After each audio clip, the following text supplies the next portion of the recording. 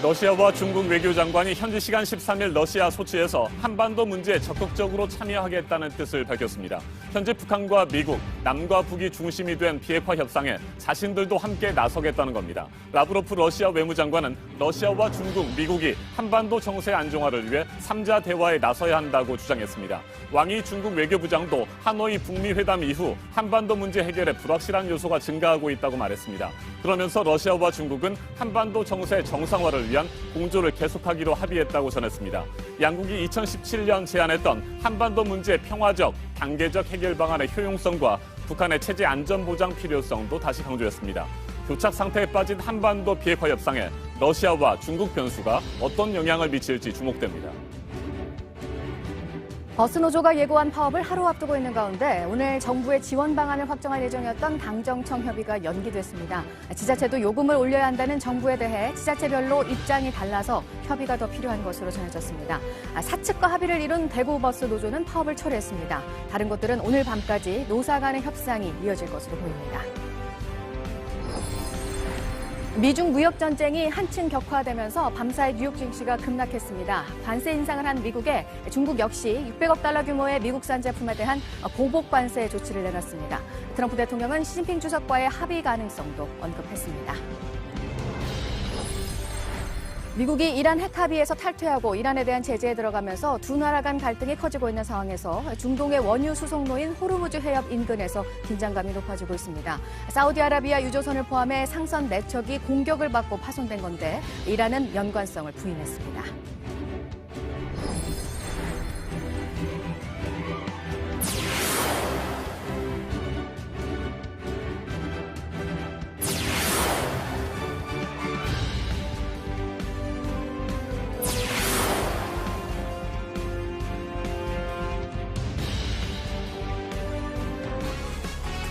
러시아와 중국이 현재 북한과 미국, 남과 북이 중심이 돼서 진행하고 있는 한반도 비핵화 대화에 보다 적극적으로 참여하겠다는 뜻을 밝혔습니다.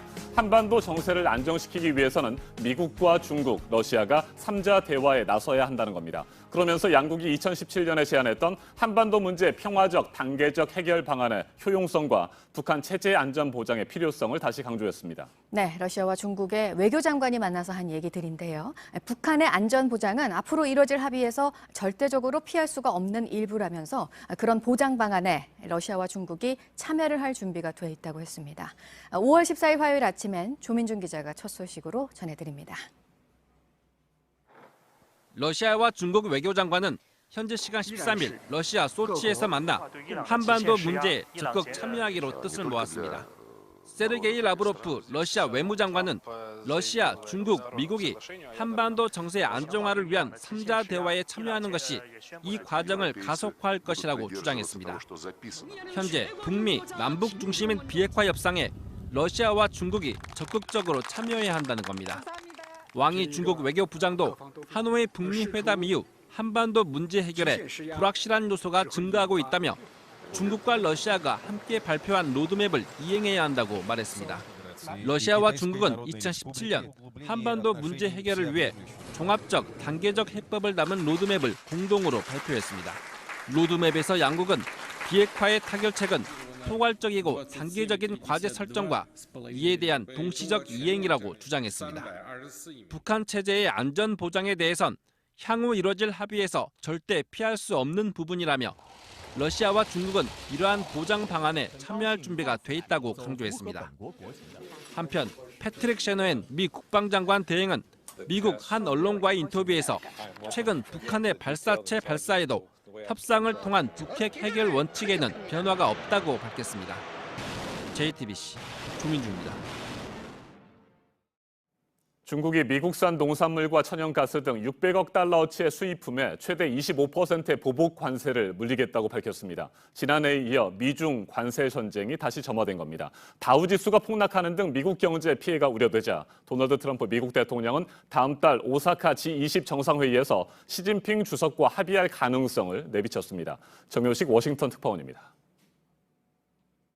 从来不会屈服于外部的压力。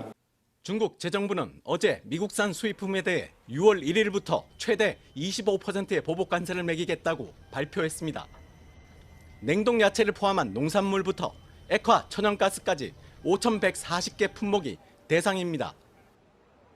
미국이 지난 10일부터 2천억 달러 규모의 중국 수출품에 25% 관세를 매긴 데 대한 보복입니다. 중국이 즉각 보복으로 강경하게 맞선 건 미국의 관세 폭탄을 견딜 수 있다는 중국 경제에 대한 자신감과 함께 시진핑 집권 2기를 맞아 내부 민족주의 강경론도 작용했다는 분석이 나옵니다. 미중 관세 전쟁 재개로 다우 지수가 600포인트 이상 폭락하자 트럼프 대통령도 다음 달 G20 회의에서 시 주석과 합의 가능성을 내비쳤습니다. We're going to be meeting, as you know, at the G20 in Japan, and that'll be, I think, probably a very fruitful meeting.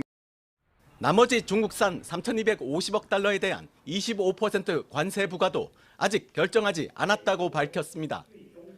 쿠들로 경제보좌관이 미국 소비자들에게도 피해가 있을 것이라고 인정하자 역풍을 우려한 것으로 보입니다. And out of the billions of dollars that we're taking in, a small portion of that will be going to our farmers, because China will be retaliating. CNN은 트럼프 대통령도 중국의 보복 조치에 미국 농민들이 피해를 입는다고 시인했다고 전했습니다. 워싱턴에서 JTBC 정효식입니다. 버스 노조가 예고한 파업이 내일로 다가왔습니다. 정부는 어제 버스 업계와 노조를 달래기 위한 방안을 발표했습니다. 재정 투입은 어렵다는 기존 입장에서 한 발 물러나 각종 간접 지원 방안을 마련했습니다. 다만 버스 요금의 인상 문제는 지역별로 상황이 다르기 때문에 신중한 모습입니다. 더불어민주당과 정부는 당초 오늘 진행하려던 대책회의 일정을 연기했습니다. 요금 인상에 따른 정부의 재정 지원 방안을 좀 더 검토할 필요가 있다고 판단했습니다. 이재승 기자입니다. 어떤 일이 있어도 국민의 발이 멈출 수는 없죠. 오늘 제가 아주 위원장님 말씀을 잘 경청하고. 홍남기 경제부총리가 어제 한국노총과 전국자동차 노동자 조합연맹 지도부를 만났습니다. 노조 측은 이 자리에서 정부가 지원을 더 해달라고 건의했습니다. 홍 부총리는 직접 지원은 어렵다면서도 정부가 할 일을 고민하겠다고 답했습니다. 이후 관계 장관회의를 연 뒤 대책을 내놨습니다. 주요 내용은 지자체의 사업을 간접적으로 지원하는 겁니다. 교통 취약 지역 주민들을 지원하는 사업과 버스 공영 차고지를 만드는 등 인프라 확충이 대상입니다. 또 일자리 나누기 차원에서 인건비를 지원해주는 사업도 버스 회사는 지원 기간을 늘리기로 했습니다. 이런 지원과 함께 지자체도 요금을 올려 부담을 나눠야 한다는 게 정부의 입장입니다. 주기적으로 봐서도 이거하고 관계없이 시내버스가 요금이 조정할 때는 됐다고 본다. 개인적인 이런 의견을 말씀하셨습니다. 하지만 지자체들이 요금 인상을 꺼리는 데다 버스노조 쪽에선 정부 지원책이 부족하다는 말이 나와 막판까지 진통이 이어질 것으로 보입니다. 한편 버스 파업과 관련해 오늘 대책회의를 진행하려던 더불어민주당과 정부는 일정을 연기했습니다. 민주당 관계자는 지방자치단체마다 여건과 입장이 달라 추가 협의가 필요하다면서 연기 사유를 설명했습니다. JTBC 이재승입니다. 버스 노사의 협상은 오늘 밤 늦게까지 이어질 것으로 보입니다. 하지만 끝내 입장차가 좁혀지지 않으면 당장 내일 아침 출근길 교통 대란은 불가피합니다. 다행히 대구 버스 노조는 전국 최초로 파업 결의를 철회했습니다. 시민들의 불편을 최소화하기 위해서 노와 사가 조금씩 양보했습니다. 김민광 기자가 보도합니다. 어제까지 경기도와 광주광역시 등 전국 각지에서 협상이 이어졌지만 별다른 진전은 없었습니다.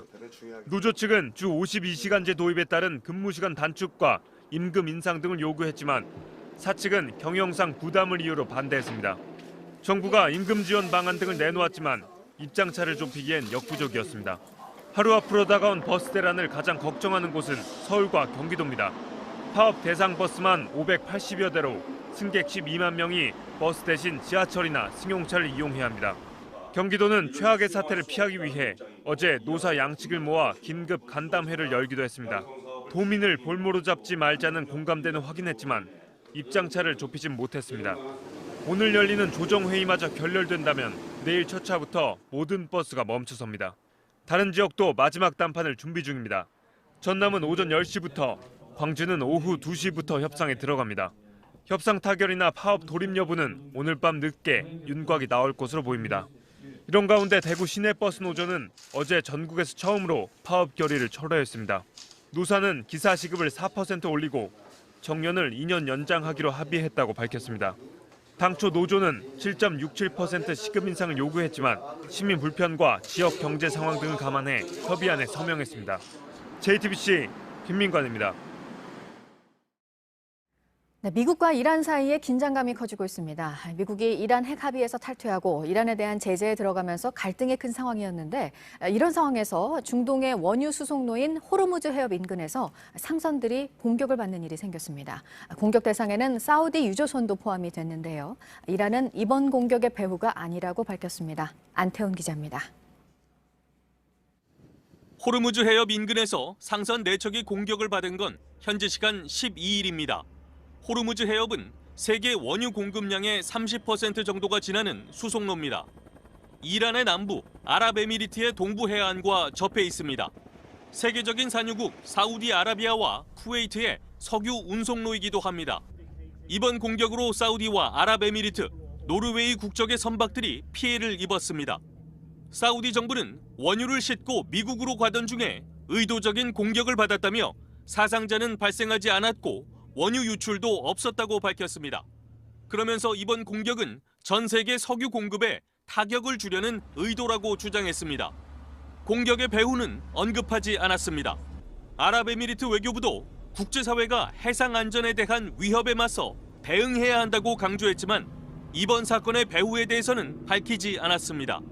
다만 이란은 일방적으로 핵 합의 탈퇴를 선언한 미국과 지난해부터 갈등을 빚고 있고 호르무즈 해협을 봉쇄해 미국에 협력하는 산유국들을 압박할 수 있다고 공언한 바 있습니다. 최근 미국은 이란에 메시지를 보내겠다며 항공모함과 전략폭격기들을 중동에 배치하고 있습니다. 그러나 이란 정부는 이번 사건과 관련이 없다며 유감의 뜻을 나타냈습니다. 미국 해사청도 자세하게 확인된 사항이 없다며 주변 해역을 지날 때 각별한 주의를 당부했습니다. JTBC 안태훈입니다. 서아프리카에서 납치됐다 구출된 40대 한국 여성은 이번 주 중에 한국으로 돌아올 예정인데요. 그동안 어떤 여행을 했던 건지 함께 풀려난 미국 여성의 소셜미디어를 통해서 드러났습니다.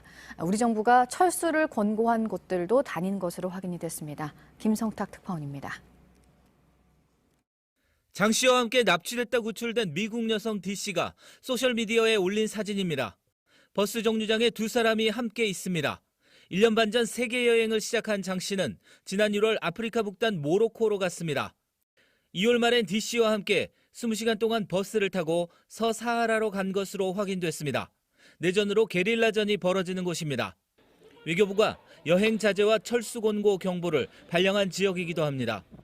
며칠 후 택시를 타고 사막을 가로질러 적색 경보 지역인 모리타니로 향한 여정도 드러났습니다.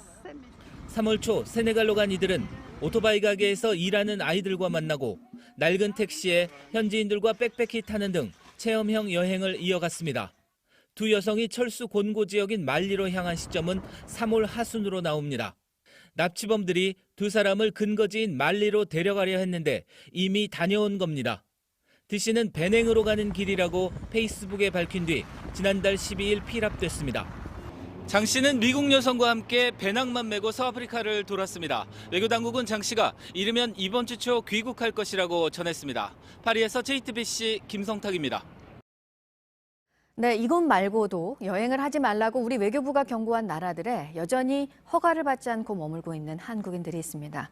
정부는 아프리카와 중동 지역의 여행 경보 단계를 다시 한번 점검을 하겠다는 계획입니다. 이어서 신진 기자입니다. 이번에 구출된 한국인 여성 장모 씨가 다녀간 곳은 대부분 여행 위험 지역입니다.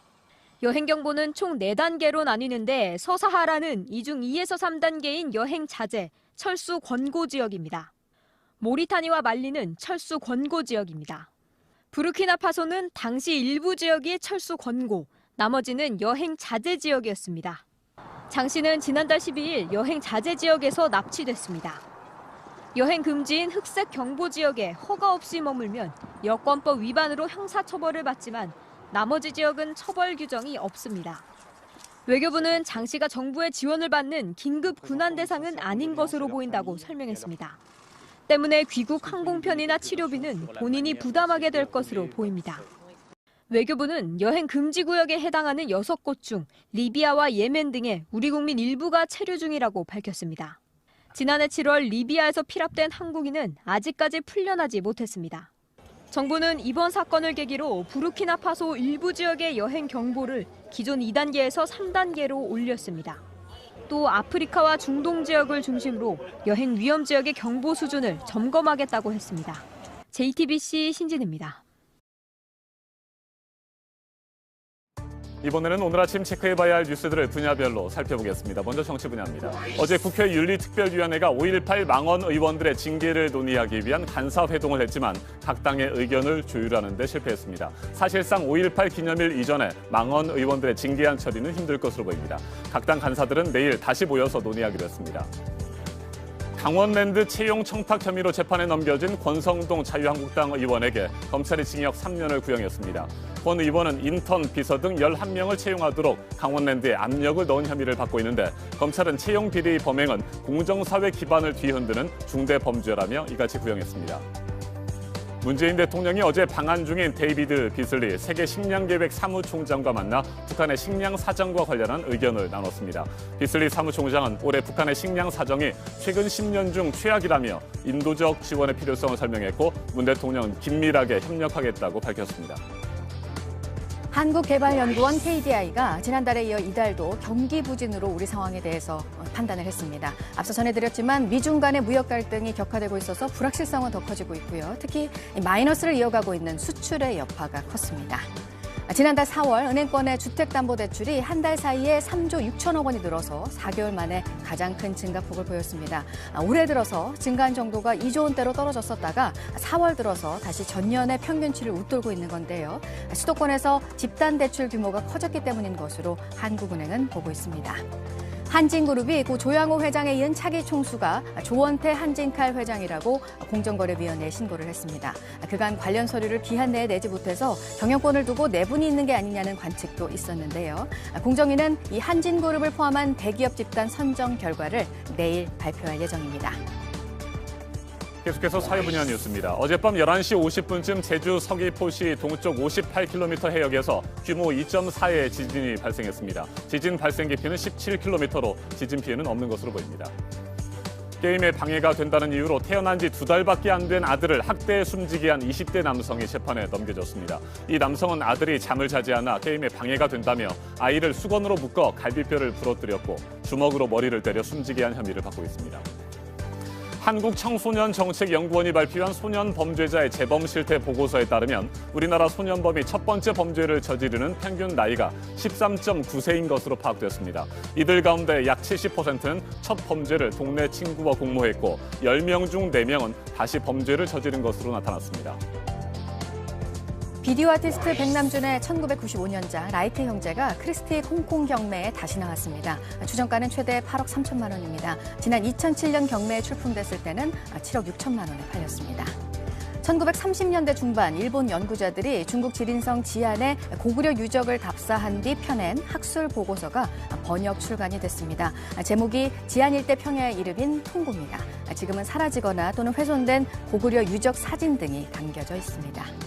1950-60년대 할리우드 인기배우 도리스 데이가 97세 일기로 세상을 떠났습니다. 영화 나는 비밀을 알고 있다에서 히트곡 케세라세라를 불렀습니다. 장례식을 치르지 말고 묘비도 새기지 말라는 당부를 남겼다고 합니다.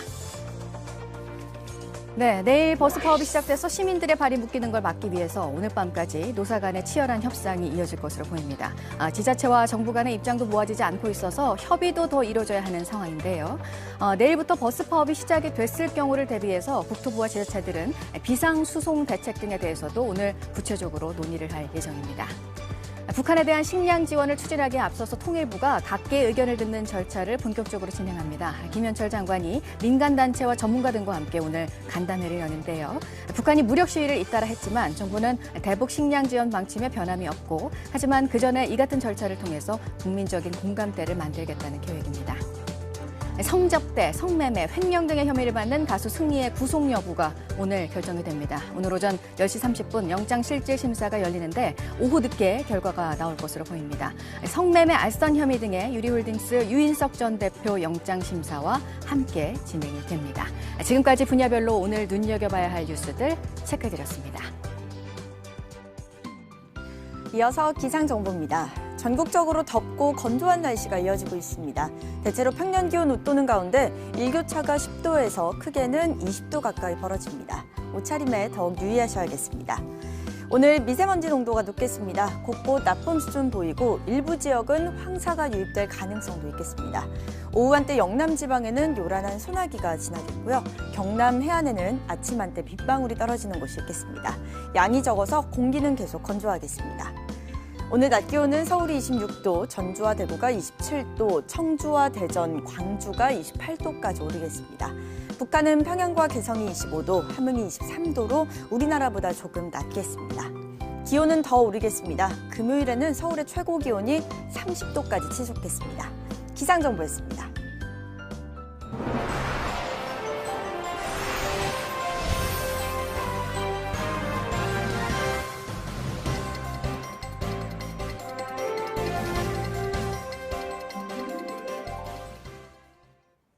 어제 새벽 서울 강남 한복판에서 영화 같은 추격전이 벌어졌습니다.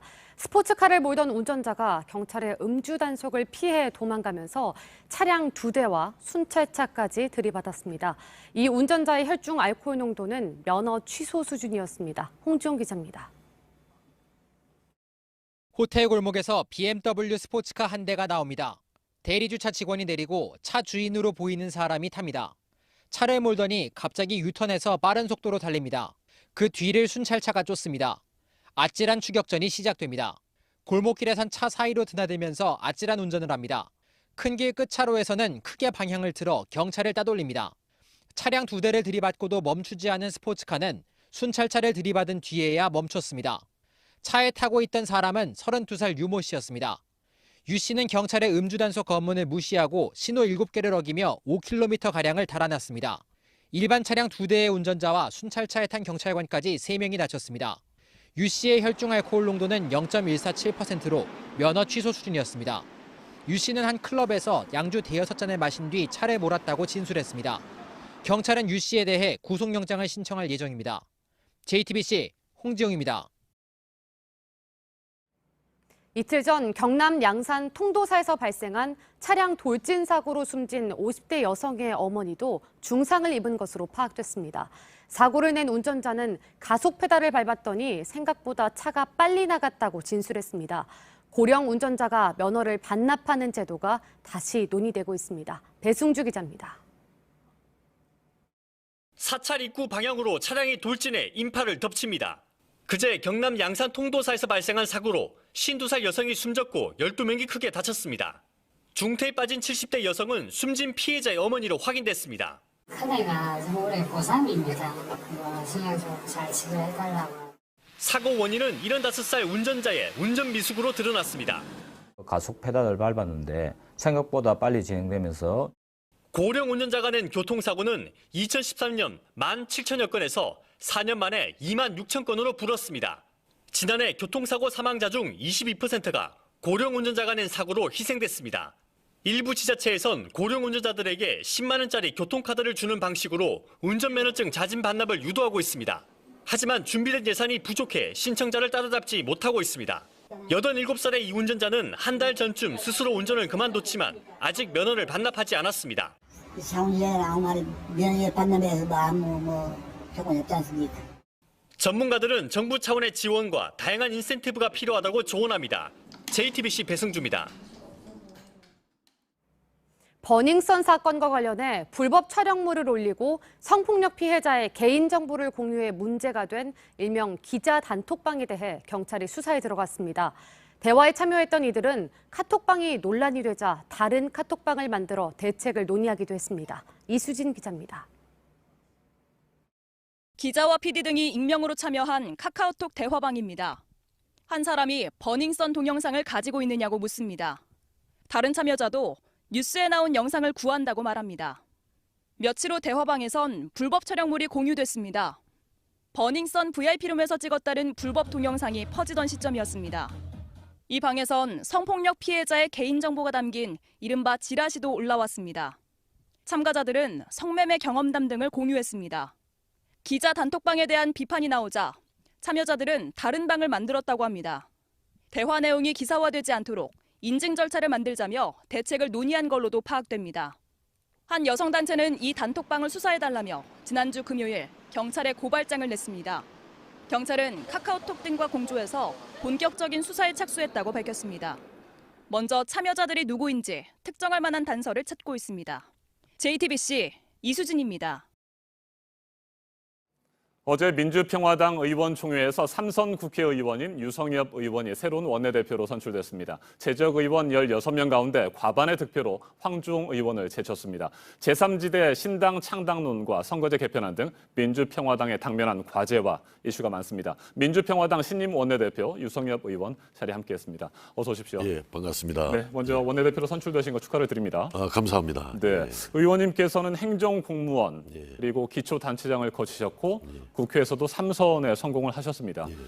이렇게 선거 때마다 뭐 여러 가지 운도 좋았다고 볼 수 있고 또 그만큼 실력이 있으시니까 당선의 영예를 여러 차례 안으셨을 텐데 그동안 당내에서는 뭐 다양한 선거에 나가셨을 때 그다지 운이 좋지는 않았잖아요. 어떠셨습니까 이번에는?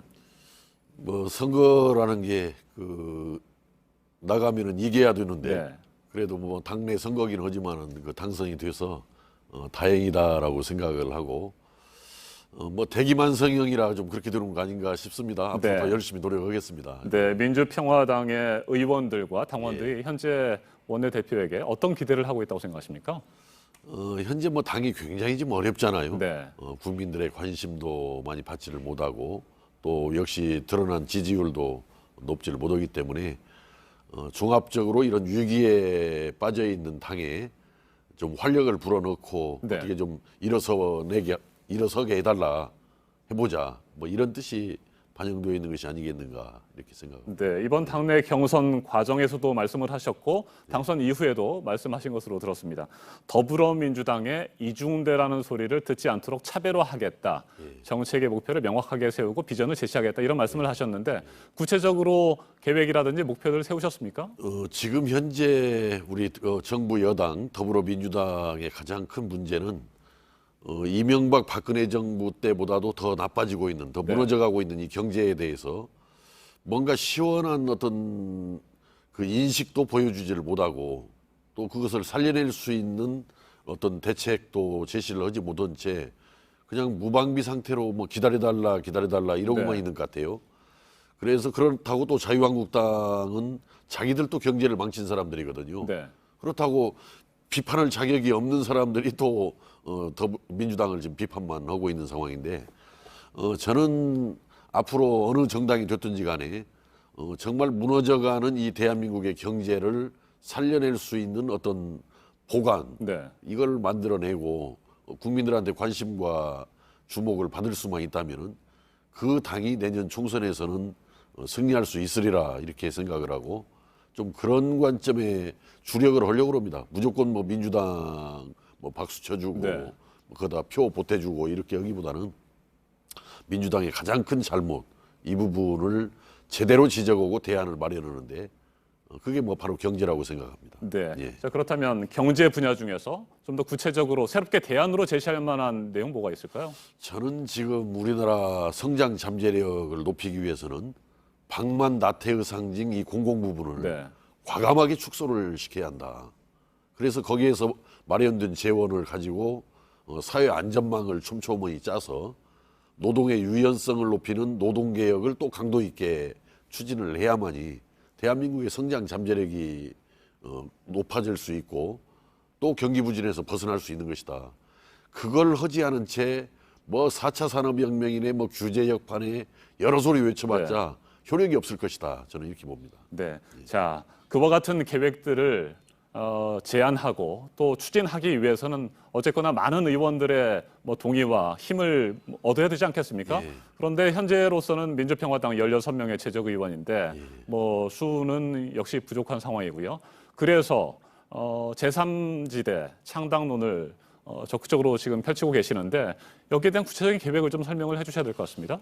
저는 내년 총선이 네. 이제 다가오 1년도 이제 남지 않았지 그렇죠. 않습니까? 그래서 물론 교섭단체가 중요합니다. 교섭단체가 중요하기 때문에 구성할 수 있으면은 제대로 된 방향에서 교섭단체를 구성하는 것이 좋지만은 교섭단체가 그렇게 중요한 내년 더군다나 총선을 1년도 남겨놓지 않은 네. 상태에서 그렇게 중요한 문제가 아니고 내년 총선에서 교섭단체를 훨씬 넘는 의석을 확보하는 고민을 하는 게 더 맞는 거지 지금 뭐 당장에 뭐 교섭단체를 만드는 것이 그렇게 중요하지 않다라고 생각을 하고 그래서 일단 정의당과의 교섭단체 구성에 대해 재구성에 대해서는 반대하신다는 입장이신 거죠? 저는 그게 우리가 가야 할 길은 아니라고 생각합니다. 오히려 거기 가야 우리가 별로 내년 총선에서 그렇게 어떤 기대하는 성과를 내기가 어렵다. 오히려 마이너스가 될 것이다. 저는 이렇게 보기 때문에 우선 교섭단체 자체에 대해서 너무 고민하는 것도 그렇지만은 또 정의당과 공동교섭단체를 구성하는 것도 너무 이건 좀 정치공학적이니 그런 접근이지 본질적으로 국민적인 관심사 이 무너져가는 대한민국 경제를 살려내라는 여기에 더 천착하는 것이 궁극적으로 내년 총선에서 승리할 수 있는 길 아니겠는가 이렇게 생각합니다. 네, 그렇다면 일단 옛 국민의당 출신 무소속 의원이 2명이 있고요. 현재 바른미래당 출신이면서 민주평화당에서 활동하고 있는 2명의 의원이 있기 때문에 이 4명과 먼저 함께 뜻을 같이 하고 함께하는 방안을 찾은 뒤에 그 다음에는 어떻게 하실 생각이신지요? 물론입니다. 이거 지금 현재 당초 국민의당이 지난번에 그 잘못된 이별 또 잘못된 만남을 했어요. 바른미래당과 또 국민의당 일부 나간 사람들이. 그러다 보니까 이게 4분 5열이 되어 있어요. 뭐 지금 현재 무소속으로 나와 있는 분도 있고 바른미래당 소속이면서 우리 당에 와서 활동하는 분도 있고 또 바른미래당 소속이면서 바른미래당에 아예 나가지도 않고 어디에도 나가지도 않는 분들도 있고 이게 지금 4분 5열되고 질이 멸렬해져 있기 때문에 뭐 일부에서는 뭐 도로 국민의당 아니냐라는 이야기를 하는데 그건 저는 뭐 도로 국민의당이라고 하든 어떻든 이 기본은 제대로 갖추어 나가는 것이 할 수만 있으면은 필요하다. 그래서 4분 5열되고 질이 멸렬해진 이 정치권을 좀 수습 정리할 필요는 있는데 뭐 그 문제도 그렇게 뭐 그 더 중요한 문제 아니에요. 사실 아까 말씀드린 대로 가장 국민적인 관심사는 그건 정치권 내의 노름이었고 가장 국민적인 관심사는 어떻게 하면 무너져가는 대한민국 경제를 살려서 먹고 사는 문제 해결해 줄 거냐 이거기 때문에 우리가 아주 전략적으로 고민을 해야 될 사항들 집중해야 할 사항들 이걸 잘 가려나가는 것이 필요하지 정치공학적인 정치인 그들만의 일에 너무 집중할 필요는 없다 이렇게 생각합니다. 선거제 개편안과 관련해서 2가지 궁금한 점이 있어서 질문을 좀 드리겠습니다. 먼저 100%가 아닌 연동형 비례대표제는 반대한다. 현재 패스트트랙으로 지금 올라가 있는데 이 패스트트랙에서 현재 상태 그 개편안이 처리되는 것은 반대한다 이런 입장이신 거죠? 지금 이게 반쪽짜리 연동형 비례대표제거든요. 물론 이제 우리나라 정치개혁, 정치 발전을 위해서 이제 선거 개혁을 연동형 비례대표제로 이렇게 바꾸자라는 거, 그건 저는 동의합니다. 동의하는데 이게 지금 50% 연동형이잖아요. 50% 반쪽짜리. 거기에다가 이걸 300석으로 고정을 해놓고 가다 보니까 인구가 줄어드는 지방 중소도시들 대폭 한 28개가 줄어든다라고 그래요. 지역구가. 그런데 이것은 오히려 그 농촌 중소도시 같은 경우는 거기를 제대로 대변해서 이 국가 균형 발전을 이뤄나가기 위해서는 그렇게 줄어들게 방치해서는 안 된다고 생각합니다. 국가 균형 발전을 위해서라도. 그렇기 때문에 지금 그 여야 간에 합의를 해서 올려놓은 패스트 트랙에 올려놓은 지금 합의안은 이건 반쪽짜리고 지방을 오히려 더 죽이는 이런 합의이기 때문에 앞으로 이제 자유한국당까지 들어올 거 아니겠습니까? 들어와서 5당 간의 합의를 통해서 제대로 된 선거제 개편으로 저는 나가야 한다고 생각을 하고 그러면서 이 선거제 개편은 개헌과 무관할 수가 없는 문제예요. 분권형 개헌을 이루면서 궁합이 맞는 게 분권형 개헌과 연동형 비례대표제이기 때문에 자유한국당도 들어올 수 있도록 하면서 선거제만 논의할 게 아니라 이 원포인트라도 분권형 개헌과 이 선거제를 같이 묶어서 가는 그게 진정으로 정치개혁, 정치발전을 위한 해법이지 않는가 이렇게 생각합니다. 패스트트랙 지정 자체를 철회하자는 뜻은 아니신 거죠? 그러면 이미 올라가 있기 때문에 그걸 철회할 수는 알겠습니다. 없는 거죠. 또 한 가지 궁금한 게 말이죠. 선거제 개편안과 관련해서 현재 연동형 비례대표제에 따르면 호남 지역에서는 7석 정도의 지역구 축소가 불가피하기 때문에 지역구를 줄여서는 안 되고 전체적으로 현재 300석인데 316 또는 317석으로 늘려야 된다. 이런 주장을 펼쳤습니다. 자, 그런데 국민들의 정서는 국회의원 수를 늘리는 거에 대해서 반감을 많이 가지고 있다고 생각하지 않으십니까? 그거 인정합니다. 네. 지금 국민들께서 볼 때는 국회의원들 일도 제대로 안 하고 맨날 네. 싸우기만 하면서 또 더군다나 거기다가 의원들까지 더 늘린다? 그러면 이제 이 관리비, 세비만 엄청 늘어나는 거 아니에요? 세금 낭비다 이렇게 보고 있기 때문에 그렇게 그 지적하고 인식은 국민들 생각은 옳다라고 생각을 하는데 그래서 저는 의석을 좀 늘리더라도 전체적인 국회비, 이 세비는 좀 동결을 해서 그 안에서 좀 의석수를 좀 늘리는 것이 불가피하지 않느냐. 불가피하지 않느냐. 네. 자, 그런데 여전히 그게 기득권 지키기 차원에서 또 국민들은 바라볼 수 있기 때문에 그렇습니다. 그 부분은 앞으로 심도 있는 논의와 또 국민들의 여론 수렴도 필요해 보일 것 같습니다. 그렇습니다. 네, 오늘 여기까지 듣겠습니다. 지금까지 민주평화당의 새로운 원내대표로 선출된 유성엽 의원이었습니다. 말씀 잘 들었습니다. 감사합니다. 자유한국당 나경원 원내대표의 막말과 비속어 파문이 이어지고 있습니다. 문재인 대통령의 지지자들을 지칭하는 비속어를 썼는데 극우 성향 게시판 일베에서 쓰는 표현을 그대로 가져다 사용했습니다. 시민사회까지 비판에 나섰습니다. 이희정 기자가 보도합니다. 문제의 발언은 지난 토요일 대구 집회에서 나왔습니다. 문파, 달창 이런 사람들한테 공격당하는 거 아시죠? 아니 대통령한테 독재 어떻게 생각하냐고 묻지도 못합니까 여러분? 문재인 대통령의 적극 지지자들은 스스로를 달빛 기사단이라 칭하기도 하는데 극우 성향 게시판인 일베에선 이를 비하하기 위해 달창이란 표현을 씁니다. 이는 성매매 여성을 빗대 만든 비속어입니다. 나경원 원내대표는 발언 3시간 뒤 정확한 의미와 구체적인 유래를 전혀 모르고 썼다고 사과했습니다. 하지만 민주당은 최악의 여성 혐오 발언이라며 원내대표직 사퇴까지 요구했습니다. 다시 한번 강한 유감을 표하며 국민들께 진심으로 머리 숙여 사죄하고 원내대표직을 즉각 사퇴할 것을 촉구한다. 다른 야당도 지켜야 할 선을 넘었다고 비판했습니다. 자신을 한국 정치의 가장 오른쪽에 셀프 감금한 상태가 되었습니다. 전국 여성연대는 정치인 입에선 절대 나올 수 없는 용어라며 국민 앞에 사과하고 의원직을 사퇴하라고 했습니다.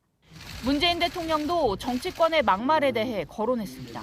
막말과 험한 말로 국민 혐오를 부추기며 국민을 극단적으로 분열시키는 정치는 국민에게 희망을 주지 못합니다. 하지만 자유한국당은 단순한 실수라며 혐오 사이트 이미지와 극우 프레임까지 씌우기 위해 사태를 확산시키려는 정치적 공세라고 반박했습니다. JTBC 이희정입니다. 5.18 유공자라는 괴물 집단, 청와대를 다이너마이트로 폭파시키자 자유한국당의 막말과 독설은 모두 나열하기 힘들 정도로 많습니다. 마치 의원들끼리 경쟁이라도 하듯 꾸준히 이어지고 있죠. 자, 그렇다면 한국당의 독설 수위가 갈수록 높아지는 이유는 뭘까요? 임소라 기자가 보도합니다. 홍준표 전 한국당 대표는 어제 페이스북을 통해 참으로 저질스럽고 혐오스러운 말이었다. 단어의 뜻도 모르고 사용했다면 더욱더 큰 문제라고 나경원 원내대표를 비난했습니다. 최근 한국당에서 독설, 막말로 논란이 된 건 나경원 원내대표뿐만이 아닙니다. 4대 강보 해체를 위한 다이너마이트를 빼앗아서 문재인 청와대를 폭파시켜버렸습니다, 여러분. 김 전 대표 발언을 내란죄로 처벌해야 한다는 청와대 청원에는 20만 명 이상이 동참했습니다. 거칠고 독한 표현의 메시지는 지지층을 단기간 안에 결집시킬 수 있는 손쉬운 방법으로 통합니다. 국민의 분노가 청와대 담장을 무너뜨릴 것임을 경고합니다. 징계가 솜방망이에 그치는 현실도 독설 정치를 조장하고 있다는 지적이 나옵니다. 5.18 유공자라는 괴물 집단 발언을 한 김순례 의원은 이 막말에도 최고위원 자리까지 올랐습니다. 이 밖에 대선을 염두에 두고 보수 정치인들이 경쟁하듯 메시지를 내놓다 보니 표현 수위가 갈수록 높아진다는 지적도 있습니다. 홍준표 전 대표도 최근 박근혜 팔아 정치 생명 이어가려는 양아치라는 표현으로 일부 보수 정치인을 비난했습니다. 점점 더 그 강도를 더해가는 한국당의 독설 경쟁이. 엊그저께요 대담할 때 KBS 기자가 물어봤는데 그 기자 요새 문바, 달창 이런 사람들한테 공격당하는 거 아시죠? 이런 비속어까지 가능케 했다는 겁니다. JTBC 임소라입니다. 네, 이번 주 토요일 5.18 민주화 운동을 기념하는 날이죠. 당시 광주에 있었던 미군 정보요원 김용장 씨, 보안부대 수사관이었던 허장환 씨가 39년 만에 한 증언에 또 파장이 일고 있습니다. 계엄군 발포 직전 전두환 씨가 광주로 와서 사살 명령을 내렸다고 국회에서 말을 했는데요. 시민들을 진입하기 위해서 시민을 가장한 계엄군 부대가 있었다는 주장도 했습니다. 먼저 유선희 기자입니다. 김용장 씨는 80년 5월 21일 전두환 씨가 광주에 와서 한 일을 구체적으로 설명했습니다. 21일은 첫 번째 집단 사격이 있던 날입니다. 이것 또한 제가 보고한 내용입니다. 오자마자 개57 병단장실에서 회의를 열었습니다. 회의 참석자는 정호용 특전사령관, 이재우 505 보안부대장, 회의 참석자로 지목된 이재우 505 보안부대장의 직속 부하였던 허장환 씨는 전 씨가 그 회의에서 사살 명령을 내렸다고 했습니다. 그 사격은 제가 직접 목도로 했습니다. 전두환이는 사살 명령을 내린 겁니다. 80년 5월 21일 오후 1시에서 1시 30분 사이 전남도청 앞에선 계엄군의 집단 조준 사격이 있었습니다. 두 사람의 증언을 종합하면 이날 오전 11시 국방부에서 회의를 한 전 씨는 헬기를 타고 광주에 왔고 정오 무렵 회의를 했습니다. 그리고 1시간 뒤 사격이 있었다는 겁니다. 두 사람은 전두환 신군부가 이런 강경 진압을 위해 시민을 가장한 계엄군, 이른바 편의대를 보냈다고도 했습니다. 경납고로 찾아가서 제 눈으로 확인했습니다. 나이는 20 혹은 30대 젊은이들이었고 짧은 머리에 일부는 가발을 썼었습니다. 계엄군이 보낸 편의대가 시민들 속으로 들어가 폭력적인 행동을 하고 그걸 명분으로 계엄군이 사격을 하는 이른바 시나리오에 따른 진압이었다는 겁니다. 북한군 침투설은 말할 가치도 없다고 했습니다. 북한군 600명이 미군의 첨단 감시망을 피해서 들어오는 건 불가능합니다. 따라서 저는 북한군이 광주에 침투했다는 보고는 할 필요가 없었습니다. 하지 않았습니다. 그런 일이 전혀 일어나지 않았기 때문입니다. JTBC 유선입니다. 네, 한편 5.18 당시 헬기 사격에 대한 구체적인 설명도 있었습니다. 전투기 출격 대기도 있었다고 말했습니다. 이어서 김나한 기자입니다. 김용장 씨는 헬기 사격을 백악관에 보고했다고 말했습니다. 5월 21일 낮에 UH-1H 소형 헬기로 M60으로 머신 거닝을 했다고 그랬고 27일 광주천 상류 거기에서 위협 사격을 했다라고. 허장환 씨는 27일 새벽 계엄군의 전남도청 강제 진압 전 헬기 사격 상황을 설명했습니다. 고층 건물에 있는 저격병이 있다 하는 첩보를 저희들이 입수를 했습니다. 헬기로 그 저격병을 저격을 하는 그런 작전을 수행했습니다. 21일 낮과 27일 새벽 모두 고 조비오 신부와 아놀드 피터슨 목사가 헬기 사격을 봤다고 증언한 시간과 같습니다. 5.18 당시 공군이 전투기 무장 출격 대기를 한 사실에 대해서도 정확히 들었다고 전했습니다. 전두환 씨의 최측근으로 보안사 대공처장이던 이학봉 씨가 광주의 계엄군 교전 상황을 물은 뒤 5인 사격이라고 답하자 전투기 출격을 취소시켰다는 겁니다. 전화를 끊으시면서 비행단에 연락해서 출격 취소시켜. 당시 전투기 무장 출격 대기가 있었다는 국방부 5.18 특조위 조사 결과는 물론 2017년 8월 JTBC를 통해 출격 대기를 하다가 갑자기 해제됐다고 말한 전투기 조종사의 말과도 일치합니다. 오전 한 10시쯤? 11시쯤 그 지시가 떨어져가지고 준비해가지고 그런데 그날 오후 한 4시, 5시 무렵 퇴근 시간 가까이 됐을 때 해제가 됐어요. JTBC 김나한입니다. 네, 국회에서 이런 내용을 증언한 김용장 씨는 어제 JTBC 뉴스룸에도 나와서 당시 상황을 전했는데요. 시민으로 위장을 했던 군인들이 당시의 광주 분위기를 악화시키는 중요한 역할을 했다는 점도 언급을 했습니다. 지금이 진상을 밝힐 적기라고 말했습니다. 어제 인터뷰 내용은 정종문 기자가 전해드리겠습니다. 김용장 씨는 뉴스룸 인터뷰에서 지난 39년을 이렇게 회고했습니다. 제가 그동안에 가지고 있었던 제 마음속의 십자가는 너무 크고 너무 무거웠습니다. 현장에서 직접 본 사람으로서는 그 비밀이 굉장히 컸습니다. 김 씨는 미군 소속 정보요원으로 한국에서 활동했습니다. 그가 수집한 정보는 501 정보여단, 미군 정보보안사령부 인스컴, 그리고 국방정보국 DIA를 거쳐 일부는 백악관으로 전달됐습니다. 이런 공로를 인정받아 1998년 은퇴하기 전엔 표창을 받기도 했습니다. 그런 그는 1980년 정보원으로부터 받은 5월 21일의 기록을 똑똑히 기억하고 있었습니다. 전두환 씨가 5월 21일 정오쯤 해서 왔는데요. 우리 정보원을 통해서 그 첩보를 받았습니다. 그 첩보원은 첩보를 준 정보원은 보안사령부 근무하는 정보요원인데요. 광주 제1전투비행단 단장실에서 회의를 가졌다는 첩보를 입수했던 겁니다.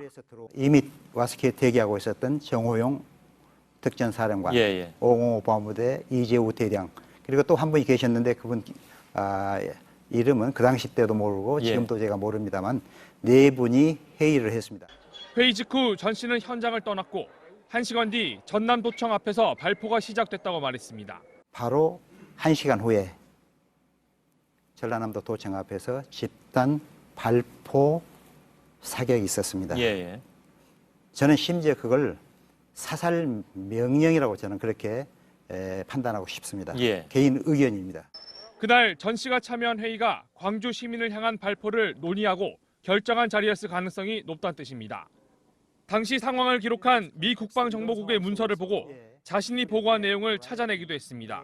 저 내용 가운데 일부는 제가 보고했습니다. 나주를 포함한 기타 지역에서도 그렇게 나와 있죠. 이 라이오팅이죠. 이 퍼져 있었다. 그는 당시 민간인으로 신분을 속여 광주에 잠입한 군인들, 즉 편의대가 광주 분위기를 악화시키는데 중요한 역할을 했다고 말했습니다. 무기를 털도록 하고 그래서 시위대들을 과격하게 해서 폭동화시키는 그런 일을 했다고 나중에 제가 생각을 했습니다. 그 당시 때 제 보고서에는 편의대가 와서 침투했다. 거기까지만 했습니다. 특히 그 숫자도 당초 거론되던 규모를 뛰어넘는다고 설명했습니다. 한 번에 20명, 30명이 오면 자기 임무를 수행하고 철수를 하고 다른 편의대가 와서 다른 단계의 일을 하고 임무를 하고 이렇게 운영이 됐기 때문에 30명은 아닙니다. 제가 보기에는 훨씬 더 많은 숫자가. 당시 계엄군이 광주 여성들을 상대로 한 성폭행 역시 보고했다고 했습니다. 공수부대 요원들이 여성들을 sexual harassment, sexual violence 한 2줄, 3줄로만 보고를 했습니다. 김 씨는 지금이 5.18의 진실을 밝힐 때라고 했습니다. 보통 이 비밀 문건은 30년이 지나면 해제가 됩니다. 지금이 바로 5.18에 관한 진상규명이 이루어질 적기라고 저는 생각합니다. JTBC 정종문입니다. 네, 이런 증언이 나온 어제 전두환 씨 2차 공판도 있었습니다. 헬격 사격 여부가 핵심 쟁점이었는데 전 씨는 나오지 않았고 헬기 사격을 봤다는 시민들이 증인으로 나와서 진술을 했습니다. 이 소식은 정진명 기자가 보도합니다. 어제 증인으로 법정에 나온 시민들은 모두 5명입니다. 증언은 생생했습니다. 당시 해군 군의관이었던 김모 씨는 아놀드 피터슨 목사의 자택에서 헬기 사격을 목격했다고 진술했습니다. 드르륵 드르륵 소리가 났는데 2km가량 떨어져서 총기를 확인하지 못했지만 당시 M16 소총이라고 생각했다고 밝혔습니다. 헬기 사격이 없었다는 전 씨 측 주장은 새빨간 거짓말이라고도 말했습니다. 승려였다가 시위에 참가했던 이광영 씨는 5월 21일 오후 2시쯤 군용 지프 차량을 타고 가다가 직접 헬기 사격을 받았다고 증언했습니다. 다른 시민은 목격에 그치지 않고 헬기에서 쏜 총의 유탄에 맞았다고 증언했습니다. 헬기는 전일 빌딩 거기에서 떠가지고 있었는데 뭐 몇 초 순간이요. 날라온 거야 이제. 뒷사람들은 다 죽어버리고 쓰러졌어 이미. 그러나 전 씨 측 정주교 변호사는 증언의 신빙성이 의심된다는 주장을 굽히지 않았습니다. 한편 전 씨는 재판장의 허가를 받아 어제 재판에 출석하지 않았습니다. JTBC 정진명입니다. 대검찰청 과거사 진상조사단이 고 장자연 씨 사건에 대한 13개월 동안의 조사 내용을 법무부 과거사위원회에 최종 보고했습니다. 일단 장 씨의 소속사 대표에 대해서는 위증 혐의로 수사가 필요하다는 의견을 냈습니다. 다만 약물을 이용한 특수강간 등 새롭게 제기된 성범죄 의혹에 대해서는 조사단이 직접 수사를 권고하는 의견을 내지는 않았습니다. 김선미 기자입니다. 검찰 과거사 진상조사단은 지난해 4월부터 고 장자연 씨 사건의 과거 수사 기록을 살피고 80여 명을 참고인으로 불러 조사했습니다. 그 결과를 법무부 과거사위원회에 보고했습니다. 당시 수사에 문제점도 있을 것이고 장자연 리스트가 실제로 있었는지 조선일보의 외압에 의한 수사 무마가 있었다고 볼 수 있는지 이런. 조사단은 장 씨의 소속사 대표였던 김모 씨에 대해 위증 혐의로 수사해야 한다고 권고해달라는 의견을 냈습니다. 김 씨가 과거 재판에서 장 씨와 함께 만난 적 있는 박용훈 코리아나 호텔 사장을 모른다고 거짓말했다는 겁니다. 다만 약물을 이용한 특수 강간 등 새로 불거진 성범죄 의혹에 대해선 조사단이 직접 수사를 권고하는 의견을 내지는 않았습니다. 장자연 리스트가 실제 존재하는지 또 수사를 권고하는 의견을 낼지 등을 두고 조사단 의견이 갈렸기 때문입니다. 가해자라든가 이런 특정이 많은 어려움이 있기 때문에 수사를 하라고 할 정도는 못 되지만 자료를 받아서 수사 개시 여부를 검찰이 좀 판단해달라. 법무부 과거사위원회는 조사단의 보고 내용을 검토하고 다음 주 월요일 결과를 발표할 예정입니다. JTBC 김선미입니다. 김학의 전 법무부 차관이 결국 구속의 갈림길에 놓였습니다. 검찰 수사단이 1억 6천만 원가량의 뇌물수수 혐의로 어제 구속영장을 청구했습니다. 건설업자 윤중천 씨로부터 받은 돈과 그림, 그리고 또 다른 사업가로부터 받은 3천만 원 등이 뇌물 혐의에 포함됐습니다. 강현석 기자가 보도합니다. 김학의 역수사단은 특정범죄가중처벌법상 뇌물죄를 적용해 구속영장을 청구했습니다. 김 전 차관이 뇌물로 받은 금액은 1억 6천여만 원에 달하는 것으로 파악됐습니다. 먼저 건설업자 윤중천 씨와 관련된 금액이 약 1억 3천만 원 정도입니다. 김 전 차관은 2006년 무렵부터 성관계를 가진 이모 씨와 관련된 혐의가 있습니다. 당시 이 씨가 윤 씨에게 빌린 1억 원을 받지 말라고 윤 씨를 종용했다는 겁니다.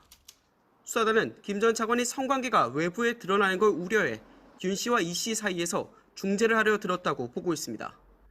또 윤 씨로부터 고가의 그림과 금품을 받은 혐의가 들어갑니다.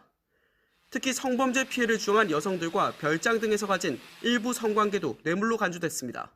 수사단은 윤 씨와 관련된 모든 금품이 동일한 목적, 즉 나중에 쓸지 모를 청탁 등을 기대해 건네졌다고 보고 하나의 뇌물죄로 판단했습니다. 한편 이번에 새로 드러난 제3의 인물이자 김 전 차관의 지인인 A씨가 건넨 3천여만 원에도 별도의 뇌물죄를 적용했습니다. JTBC 강현석입니다. 김학의 전 법무부 차관에 대한 구속영장이 청구됐습니다. 일단 1억 6천만 원가량의 뇌물을 받은 혐의입니다. 성범죄 관련 수사는 구속이 되면 다시 진행될 것으로 보입니다. 그리고 앞서 전해드린 대로 고 장자연 씨 사건은 13개월에 걸친 대검찰청 과거사 진상조사단의 조사가 마무리됐습니다. 법무부 과거사위원회는 진상조사 결과를 바탕으로 검찰에 재수사를 요청할지 결정할 예정입니다. 김광산 변호사와 이들 두 사건 좀 더 자세하게 짚어보겠습니다. 안녕하십니까? 네, 안녕하세요. 네, 김학의 전 법무부 차관 특정범죄 가중처벌법상 뇌물죄 혐의로 일단 영장이 청구가 됐습니다. 예, 우리가 그 목동 재개발과 관련된 부분이랄지 이제 이런 부분도 영장에 청구되지 않을까 싶었는데 아마 검찰은 그런 것 같아요. 일단 범죄 혐의 중에서 공소시효에 전혀 문제가 없고, 그다음에 윤중천 씨 어떤 진술 자체 이제 신빙성에 대해서 나중에 문제가 될 소지가 있는 그런 범죄 사실은 제외를 하고 지금 드러난 범죄 사실이 윤중천 씨와 관련된 것은 윤중천 씨와 일정한 관계에 있던 그 여자에 대해서 어떤 횡령상 보증금 1억 원을 명품샵을 차려줬거든요. 그런데 그 보증금 1억을 그 여성분이 이제 가지고 간 거에 대해서 이제 횡령죄로 고소를 했었는데 만약 이 횡령죄가 계속 조사를 하게 되면 김학의 전 차관이 성과 관련된 성접대랄지 이런 문제가 될 수 있으니까 이제 그걸 포기하도록 만들었다. 그래서 이걸 제3자 뇌물 수수, 그다음에 금전적으로 한 2천만 원과 그다음에 화가의 그림을 1,000만 원 정도 가져간 거, 이 부분을 이제 거의 증거 명확하다고 보고 있는 것 같아요. 이제 그 부분하고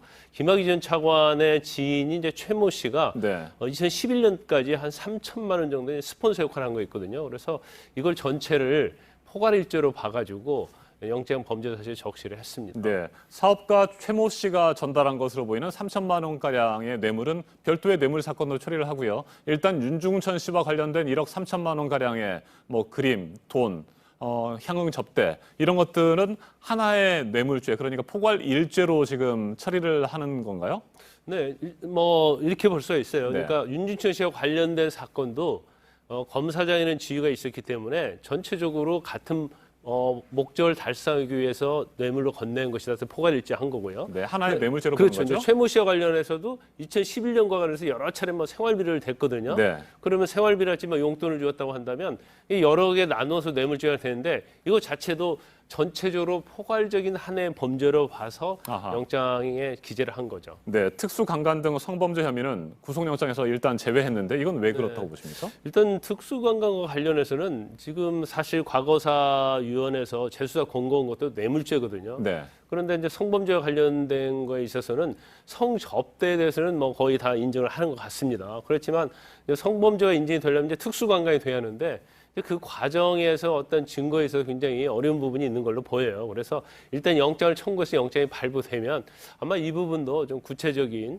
수사가 될 것으로 보입니다. 네, 영장의 발부 가능성 어느 정도나 보십니까? 일단 뭐 관건은 그거예요. 아까 말씀드린 제3제 뇌물죄. 네. 그러니까 여성이 횡령으로 고소를 당했는데 그 고소를 취하게 한 것이 과연 그 여성으로 하여금 뭐 1억 상당의 이득을 본 걸로 봐야 하느냐. 네. 그러면서 이제 부정한 청탁이라는 요건이 있어야 하거든요. 그래서 이 부분이 과연 이전은 이제 제3제 뇌물죄과는 약간 다른 부분이 있습니다. 그래서 법리상 제3제 뇌물죄로 적용이 됐느냐 하는 부분하고, 그다음에 두 번째는 뭐 윤중천 씨와 관련된 뇌물도 그렇고 지인 최모 씨와 관련된 뇌물도 마찬가지로 네. 이거 전체로 포괄일죄로 볼 수 있느냐 이런 문제가 좀 남아 있어요. 네. 그래서 영장의 어떤 기준이 되는 영장 발부의 기준이 되는 증거인멸이나 도주는 뭐 당연히 인정이 될 걸로 보입니다. 왜냐하면 본인이 범행 부인하고 있고 또 말을 맞추려고 하는 정황이 있었거든요. 그리고 태국으로 출국하려다가 결국 긴급 출국 금지가 됐기 때문에 네. 증거인멸 도주 염려는 분명히 있어요. 하지만 범죄 사실과 관련해서 법리에 관한 싸움 그리고 이걸 소명할 수 있느냐 이 부분이 영장 발부에 좀 관건이 될 걸로 보입니다. 네, 대검찰청 검찰 과거사 진상조사단 13개월 동안 조사를 했습니다. 고 장자연 씨 사건에 대해서. 그리고 최종 보고서를 제출했는데 장 씨의 소속사 대표였던 김모 씨, 이 김 씨에 대한 위증 혐의만 수사를 권고하는 것으로 가닥이 잡힌 것으로 보입니다. 왜 그랬을까요? 그런데 일단 뭐 장자연 씨와 관련된 사건의 핵심은 네. 두 가지거든요. 하나는 장자연 씨를 성접대, 술접대에 강요했느냐 네. 첫 번째고, 두 번째는 이제 관련된 사회 유력 인사들이 장자연 씨의 성범죄 행위를 했느냐 이게 굉장히 네. 중요한 거지만 이제 13개월을 걸쳐서 조사를 했지만 크게 어떤 결과를 내지 못한 걸로 보여요. 이제 그 이유는 여러 가지가 있겠지만 첫 번째는 이제 시간이 너무 지나서 이제 공소시효의 문제가 있고요. 그다음에 당사자인 장자연 씨가 존재하지 않잖아요. 네. 그러니까 수사하기 굉장히 어려웠을 거고, 그다음에 과거 진상조사단은 강제 수사권이 없습니다. 네. 그러다 보니까 수사에 협조하지 않으면 이를 강제할 방법이 없거든요. 그래서 수사는 굉장히 열심히 했어요. 뭐 참고인도 한 18명, 한 80명 정도 조사를 했지만 결과적으로 보면 이제 그 중에서 가장 유력하다고 보고 있는 그 장자연 씨가 소속했던 대표인 김모 씨. 네. 근데 김모 씨가 이종걸 의원이 명예훼손을 고소를 당합니다. 당하는데 그 사건의 증인으로 가서 선서한다면 증언을 했는데 지금 관련된 최고 중요한 모 일간지 일가인 뭐 네. 호텔 사장이 아느냐 이제 그 질문에 사실은 그 자리에 같이 있었음에도 알고 있음에도 불구하고 이제 나중에 알았다 이렇게 진술을 했어요. 증언을 했어요. 그래서 그 부분은 이제 유증이 돼서 유증죄로 그건 뭐 재수사 권고가 될 가능성이 크다고 봅니다. 네, 그렇다면 술접대, 성접대 강요 의혹, 그리고 사회 유력 인사들의 성범죄 연루 의혹, 이건 뭐 영원히 미궁으로 빠질 가능성이 높은 상태입니까? 아니에요. 뭐 아직 20일 날 이제 최종 협의를 좀 해봐야 하는 거고요. 근데 제일 중요한 것은 그 장자연 리스트에 존재했지 않습니까? 네. 근데 그런 부분에서 굉장히 수사 진행이 좀 되지 않았던 걸로 보입니다. 그래서 아마 20일 날 최종 협의를 할 건데 그 결과를 좀 지켜봐야 할 것 같아요. 네, 알겠습니다. 여기까지 듣겠습니다. 김광삼 변호사였습니다. 말씀 잘 들었습니다. 검찰 과거사위원회는 지난주 두 번째 수사 권고를 했습니다. 사실 김학의 의혹 사건의 첫 발단이 된 것은 윤중천 씨와 그의 내연녀 권모 씨의 쌍방 고소 사건이었죠. 검찰이 이 사건을 다시 들여다볼 필요가 있다고 판단했습니다. 최현 기자가 보도합니다. 윤중천 씨 원주 별장의 등기부등본입니다. 2012년 9월 내연녀 권모 씨가 15억 원의 근저당을 설정했습니다. 윤 씨와 사이가 멀어진 권 씨가 그동안 빌려준 돈을 갚으라며 저당을 설정한 겁니다. 그러자 며칠 뒤 윤 씨 부인 김모 씨가 권 씨가 운영하던 학원에 들이닥쳤습니다. 학원 직원들 앞에서 별장 근저당을 풀지 않으면 간통으로 고소하겠다고 전한 겁니다. 실제 다음 날 김 씨는 두 사람을 간통죄로 고소했습니다. 그런데 김 씨는 고소장에 윤 씨와 권 씨의 동거 중 있었던 일과 권 씨 성향 등을 자세히 적었습니다. 두 사람의 성관계 동영상 캡처 사진과 문자 메시지도 제출했습니다. 모두 윤 씨가 제공하지 않으면 내기 어려운 증거들이었습니다. 이런 점 등을 근거로 과거사위는 윤 씨가 부인을 통해 권 씨를 무고했다고 판단했습니다. 특히 부인 김 씨가 당시 두 사람의 관계를 알고 사실상 이를 허용했던 것으로 파악돼 위원회는 간통죄 자체가 성립되기 어렵다고 봤습니다. 또 위원회는 당시 윤 씨를 성폭행 혐의로 맞고소한 권 씨도 무고로 판단했습니다. 권 씨가 주장한 최초 성폭행 시점 전후로 윤 씨와 주고받은 다정한 문자 메시지나 다른 사람과의 통화 녹취록 등을 고려하면 합의된 성관계였다는 겁니다. 무엇보다 위원회는 이후 검찰 수사를 문제로 보고 있습니다. 당시 권 씨는 윤 씨와의 관계를 부인도 알고 있었다며 간통 혐의를 부인했습니다. 하지만 검찰은 정식 피의자 조사도 없이 권 씨를 재판에 넘겼습니다. 취재진이 확인한 검찰 공소장도 의혹투성입니다. 두 사람이 70회 간통을 했다면서도 대부분 범행 장소와 일시 등을 정확하게 특정하지 못한 겁니다.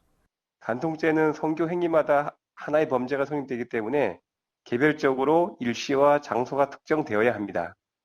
재판에 넘겨진 권 씨는 결국 한 푼도 받지 못한 채 윤 씨 측과 합의했고 모든 고소를 취하했습니다. JTBC 최하은입니다. 당시 검찰이 윤중천 씨의 간통 사건을 처리하는 과정을 보면 또 다른 의심스러운 정황을 발견할 수 있습니다. 이 사건을 맡았던 수사팀의 차장 검사가 윤 씨의 별장에 다녀온 것으로 확인되었습니다. 이어서 임지수 기자입니다. 윤중천 씨의 간통 사건이 서울중앙지검에 접수된 건 2012년 10월. 일반 고소 사건과 달리 경찰이 아닌 중앙지검 형사 7부가 직접 수사했습니다.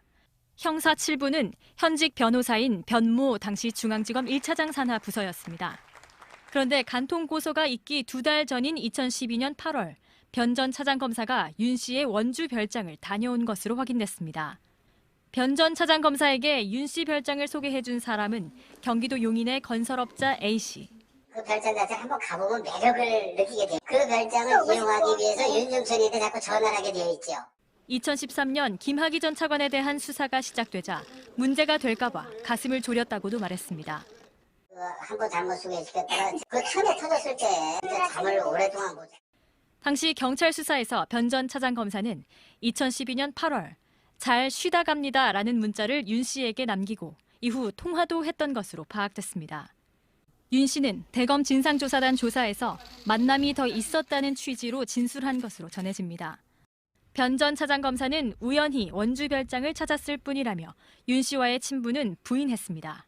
묘하게 따라가고 별장에 한번 갔었어. 서울 사는 모두 전화가 왔습니다. 골프랑 치자고 했는데 제가 이 사람인데 골프 못 친다. 또 변 전 차장검사는 해당 사건이 부장검사 전결 사건이라 사건 처리 과정에 전혀 관여하지 않았다고 해명했습니다.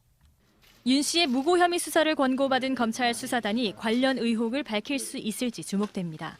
JTBC 임지수입니다. 교수가 자신의 미성년 자녀 이름을 논문 공동저자에 올린 사례가 지난 10년 동안 130건이 넘었는데요. 이 가운데 서울대 교수가 14건, 가장 많은 것으로 나타났습니다. 또 학교나 국가 연구비를 써서 해외 엉터리 학회에 간 교수들도 적발이 됐는데 역시 서울대 교수가 가장 많습니다. 조소희 기자입니다. 서울대학교의 한 교수는 고등학생이던 아들을 자신의 논문 공저자로 올렸습니다. 아들은 이후 입학사정관 전형을 통해 국내의 한 대학에 입학했습니다.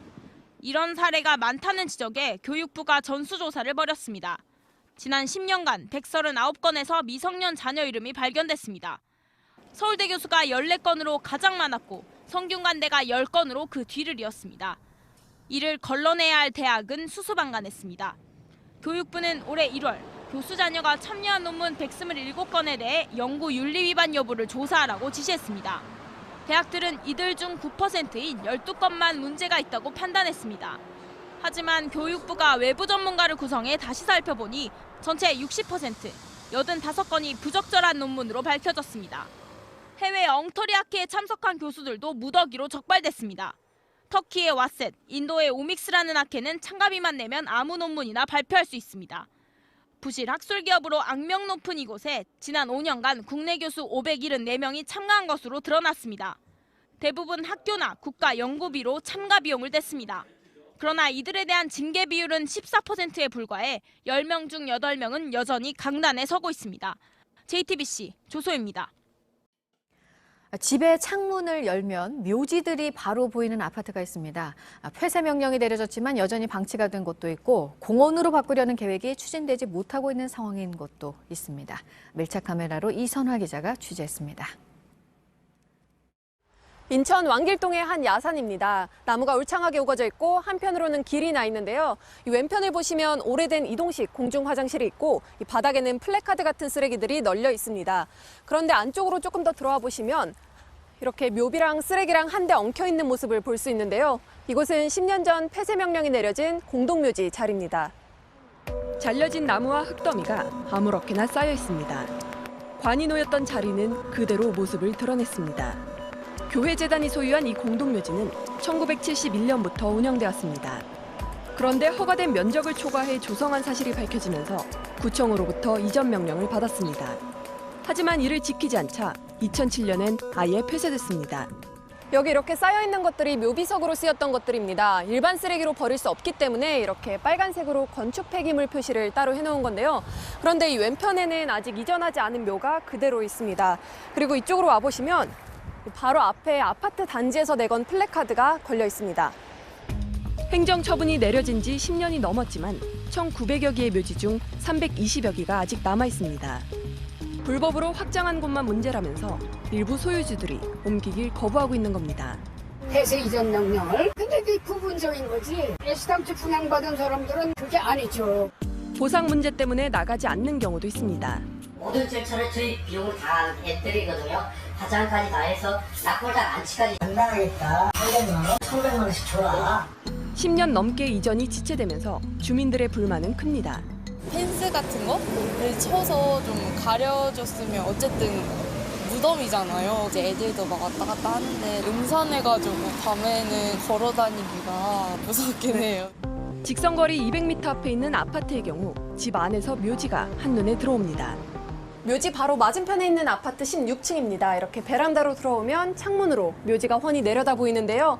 보시다시피 버스 정류장도 붙어 있어서 이 대중교통을 이용하려면 옆길을 다닐 수밖에 없습니다. 그리고 건너편에는 이렇게 아파트 단지랑 초등학교도 붙어 있습니다. 소리가 좀 끄적끄적하죠. 차 불빛이 다 보여요. 밤에 명확하죠. 관할구청에선 강제 이전이 어렵다는 입장입니다. 묘지가 아무래도 특수성이 있어서 함부로 연구자분들도 계신데. 경기 화성시와 수원시 경계에 있는 공동묘지입니다. 아파트 단지가 3,500여 개의 묘지를 둘러싸고 있습니다. 공동묘지가 좀 오래되다 보니까 처음에는 여기 입주하는 사람들도 좀 불편해하는 점이 있었는데 그냥 익숙해져서 여전히 부정적인 주민들이 많습니다. 진정서 한번 다 받아가지고 한 번 한다고 찬성하시니까 안 주잖아. 그래서 사람들이 그랬었죠. 그리고 나서 소식이 없으니까 해당 묘지 자리는 10년 전 도시계획에서 공원으로 조성될 예정이었습니다. 묘지가 이상하고 공원 생긴다고 뭐 그렇게 얘기는 들었으니까. 근데 들어와서도 저도 한 12년 살았지만은 그거에 대한 얘기는 없어요. 실제 일부 도심 공동묘지들은 공원으로 탈바꿈하고 있습니다. 서울에 남아있는 유일한 공동묘지인 망우리 묘지공원입니다. 올라오는데 주변에 묘지들이 많아갖고 너무 놀라웠어요. 산책로도 잘 되어 있고 자주 와요. 이 동네 사람들은 너무 좋아해요, 여기를. 묘지 바로 옆에는 이렇게 사람들이 다니는 산책로가 조성돼 있습니다. 묘지와 공원이 함께할 수 있는 것처럼 우리의 장묘 문화도 빠르게 변하는 사회와 공존할 수 있는 방안을 찾아야 할 겁니다. 밀착 카메라 이선화입니다.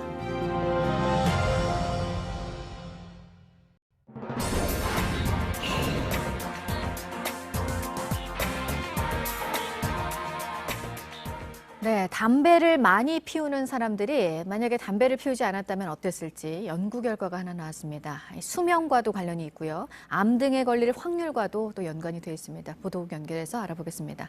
이재승 기자, 어떻게 조사를 해서 나온 결과인가요? 네, 이 보건사회연구원이 발간한 이 보고서에 따른 내용인데요. 흡연량의 감소는 이 기대 수명을 평균 2.4년 정도 늘릴 수 있다고 분석했습니다. 뿐만 아니라 이 장애와 질환이 없는 건강한 상태의 수명 연장 효과가 있는 것으로 나타났습니다. 보고서는 특히 흡연량이 상위 30%에 해당하는 흡연자, 그러니까 헤비 스모커에게 효과가 있고 또 50세 이전에 흡연량을 줄여야 한다고 덧붙였습니다. 다만 이 암 발생을 줄여주는 효과가 있지만 그 밖의 질병에 대해서는 이 금연과 또 유병률의 변화가 뚜렷하게 나타나지는 않았습니다. 네, 다음은 현재 인천 앞바다에 낀 짙은 안개로 인해서 인천과 백령도를 잇는 여객선 운항이 차질을 빚고 있다는 소식입니다. 인천항 운항관리센터에 따르면 오늘 오전 6시 30분 무렵에 백령도 인근 해역의 가시거리가 200m에서 300m에 불과한 상황입니다. 이 때문에 인천과 백령도 여객선이 출항하지 못한 채 현재 대기하고 있는 상황이고요. 다만 인천과 연평도 등의 여객선은 정상 운항할 예정입니다. 네, 그리고 인터폴 전 총재인 중국의 멍홍웨이요. 지난해 갑자기 사라졌었고 이후에 이제 중국에서 조사를 받고 있는 것으로 알려졌었는데 가족들의 프랑스 망명이 허가가 됐네요. 네, 멍웨이 전 인터폴 총재 부인, 그러니까 그레이스 멍이 신변의 위협을 느끼면서 프랑스 정부에 망명을 신청한 것이 이번에 받아들여진 건데요. 그레이스 멍은 외신 인터뷰에서 프랑스가 나를 보호해주지 않았더라면 나는 진작에 죽임을 당했을 것이라며 나와 아이들에게는 제2의 삶이 주어졌다라고 말했습니다. 중국 공안 고위 간부 출신인 멍홍웨이는 지난해 9월에 인터폴 본부가 있는 프랑스 리옹을 떠나 중국 출장길에 오른 뒤 연락이 끊겼습니다. 한 달 뒤 중국 공안은 그가 뇌물수수 혐의로 국가감찰위원회 조사를 받고 있다고 공식 발표했습니다. 지금까지 아침엔 지금 JTBC 이재승입니다. 화요일 날씨 키워드입니다. 오늘은 더위 계속, 공기질 나쁨, 그리고 오후 영남 소나기인데요. 더위는 계속 이어지고 있습니다. 오늘 서울이 26도, 광주는 28도까지 오르겠고요. 공기질은 나쁨 수준으로 일부 지역은 황사가 유입되는 곳도 있겠습니다. 오후에는 영남 지역에 소나기가 지나겠습니다. 천둥, 번개를 동반해 요란하게 쏟아지겠습니다. 아직 5월 중순인데 더위가 무척 강하죠. 밖이 너무 덥다, 바람 좀 불어주면 좋겠다. 이제는 달 때도 덥다고 말씀하셨고요. 사람들 옷차림이 가벼워졌다, 반소매에 반바지 입은 사람도 보인다고 전해주신 분도 있었습니다. 벌써부터 이번 여름이 두려워지네요. 지금까지 키워드와 SNS로 만나본 날씨였습니다. 석방우 되면 근신하고 또 근신하겠다. 사법농단 사건의 핵심 인물인 임종헌 전 법원행정처 차장은 이렇게 호소하면서 풀어달라고 말해왔습니다. 하지만 재판부는 공범들과 입을 맞출 우려가 있다며 구속기간을 6개월 더 늘렸습니다. 어제 재판에서는 강제징용 사건과 관련해 박근혜 전 대통령이 개망신이 안 되게 하라고 지시했다는 증언도 나왔습니다. 공다솜 기자가 보도합니다. 석방되면 증거인멸이 없도록 근신하고 또 근신하겠다. 지난주 구속기간을 늘릴지 결정하기 위한 재판에서 임종헌 전 행정처 차장은 울먹이며 호소했습니다. 그러나 법원은 이런 주장을 받아들이지 않았습니다. 구속기간 만료를 앞두고 추가로 영장을 발부한 겁니다. 법원은 임 전 차장이 풀려나면 공범들과 말맞추기를 할 가능성이 있다고 봤습니다. 앞서 검찰도 공범인 박병대 전 처장의 변호인이 임 전 차장을 2차례, 양승태 전 원장을 4차례 접견했다며 석방할 경우 증거인멸이 우려된다고 했습니다. 다른 공범인 고영한 전 법원행정처장의 변호인도 임 전 차장에게 변론 전략을 알려준 걸로 파악됐습니다. 어제 재판에선 강제징용 사건과 관련해 박근혜 전 대통령이 개망신이 안 되도록 하라고 지시했다는 증언도 나왔습니다. 일본 전범기업이 징용 피해자들에게 1억 원씩 배상해야 한다는 판결에 대통령이 불만을 드러낸 겁니다. 증인으로 나선 김규현 전 청와대 외교안보 수석은 개망신이란 말에 대해 판결 내용이 정부 입장에 맞게 나와야 한다는 의미로 이해했다고 말했습니다. JTBC 공다솜입니다. 윤석열 서울중앙지검장을 협박한 혐의를 받고 있는 유튜버 김상진 씨에 대한 수사가 확대되고 있습니다. 검찰은 김 씨의 협박성 방송을 도운 공범과 활동 자금의 출처도 살펴보고 있습니다. 검찰은 공인의 사적인 공간까지 침투해서 벌이는 신종 협박 범죄에 대한 수사라고 밝혔습니다. 이가혁 기자가 보도합니다. 너는 X다라는 것을 이제 무언의 암시를 주기 위해서 자살 특공대로서 너를 죽여버리겠다라는 걸 보여줘야죠. 윤석열아, 너 죽을래? 살고 싶으면 빨리 석방하라고 야. 이렇게 소리쳐도 돼요.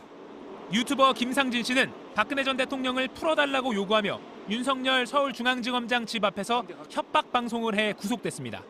검찰은 어제 구속된 김 씨를 처음 불러 조사했습니다. 윤 지검장을 비롯해 박원순 서울시장과 민주당 의원들의 집을 찾아가 김 씨의 방송을 돕거나 협박성 발언을 함께한 공범들에 대해 추궁했습니다.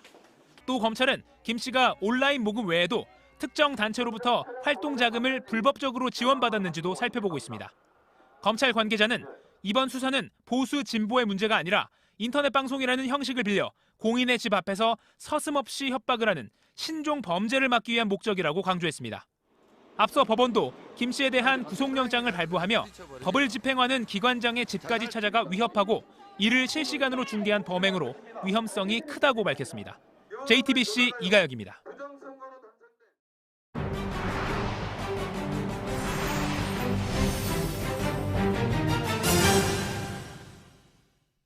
인도네시아 발리에 위치한 아궁 화산이 화산재와 용암을 뿜어냈습니다.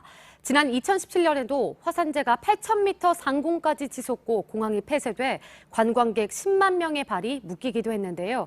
인도네시아의 또 다른 활화산 시나붕 화산과 화산섬도 같은 날 시차를 두고 분화해 긴장이 높아지고 있습니다. 성문규 기자입니다. 갑자기 큰 폭발과 함께 밝은 빛의 물질이 산을 뒤덮고 거대한 연기가 하늘로 치솟습니다. 현지 시간 12일 밤 10시 반쯤 아궁 화산의 모습입니다. 화산재와 용암을 뿜어내는 모습이 인근 리조트에 설치된 카메라에 잡혔습니다. 분출은 2분 16초 동안 이어졌습니다. 산 정상 주변에선 산불도 발생했습니다. 분화구 반경 4km 구역에는 출입이 통제되고 있습니다. 인도네시아에서는 이날 2건의 화산 폭발이 더 있었습니다. 북수마트라주의 시나붕 화산과 화산섬인 아나크라카타우도 분화를 일으켰습니다. 주 인도네시아 한국 대사관은 현재 발리 응우라라이 국제공항은 정상 운영되고 있고 교민과 관광객 피해도 없다고 밝혔습니다. 높이 3,142m로 대형 화산인 아궁 화산은 1963년 대폭발로 1,100여 명이 숨졌습니다. 그 뒤 50여 년간 잠잠하다 2017년부터 활동을 재개해 그해 11월 큰 규모로 폭발했습니다. 인도네시아는 불의 고리로 불리는 화산대에 속해 120개가 넘는 활화산이 분포해 있습니다. JTBC 성문규입니다. 파키스탄 퀘타에서 경찰을 노린 폭탄 테러가 일어났습니다. 현지 시간 13일 붐비는 도로에서 폭발이 일어나 지금까지 최소 4명의 경찰이 숨지고 11명이 다쳐서 병원으로 이송됐는데요. 부상자도 대부분 경찰인 것으로 알려졌습니다. 어떤 폭탄이 어떻게 터졌는지는 아직 알려지지 않았는데요. 당국이 테러의 배후를 조사하고 있습니다. 현지 시간 11일 독일 바이에른주의 한 호텔에서 투숙객 3명이 석궁에 맞아 숨진 채 발견됐는데요. 이후 숨진 여성의 집을 찾은 경찰이 석궁에 맞아 숨진 2명의 시신을 추가로 발견했습니다. 이들은 모두 독일인으로 알려졌는데요. 앞서 호텔에서 발견된 3명 중 여성 1명은 호텔 수영장 바닥에서 발견됐고 다른 여성과 남성은 침대에서 손을 잡은 채 발견됐을 뿐 지금까지 이들의 죽음에 다른 사람이 개입됐다는 증거가 없어서 수사에 어려움을 겪고 있습니다. 경찰이 정확한 사인을 알아내기 위해 5구의 시신을 부검하기로 했습니다. 미국 플로리다주의 한 주택가에 2.7m 길이의 악어가 나타났습니다. 출동한 경찰이 악어를 끌어내려 하자 저항하던 악어가 대굴대굴 구르기 시작합니다. 이 행동 데스롤이라고 하는 악어의 사냥 기술인데요. 사냥감을 죽이거나 먹이에 살점을 뜯을 때 보이는 공격적인 행동입니다. 악어를 제압하려다 자칫 큰 부상을 입을 수도 있는 아찔한 상황인데요. 다행히 다친 사람 없이 악어를 무사히 제서식지로 돌려보냈다고 합니다. 고릴라들이 비를 피해 지붕 아래 옹기종기 모여 앉아 있습니다. 미국 사우스캐롤라이나주의 한 동물원에서 포착된 모습인데요. 우리로 돌아가야 하는데 비는 맞기 싫고 안절부절 못하는 모습이 꼭 소나기를 만난 사람들을 보는 것 같습니다. 벽에 바짝 붙어 움직이는 자세와 표정까지 비를 맞지 않겠다는 굳은 의지가 보이는데요. 영상을 본 누리꾼들은 비를 피하는 고릴라들의 모습이 사람과 너무 똑같아서 신기하다는 반응입니다. 서퍼를 집어삼키려는 듯 거대한 파도가 내리치는데요. 서퍼는 아랑곳 않고 미끄러지듯 유유히 빠져나옵니다. 파도가 거칠기로 유명한 호주 태즈메이니아 인근 바다에서 열린 서핑 대회인데요. 서퍼들은 출렁이는 바다 위에 길이라도 나 있다는 듯 가뿐히 파도를 훑고 내려옵니다. 화려한 실력을 뽐내는 경쟁자들을 뚫고 미국 하와이 출신의 남성이 우승을 차지했다고 합니다.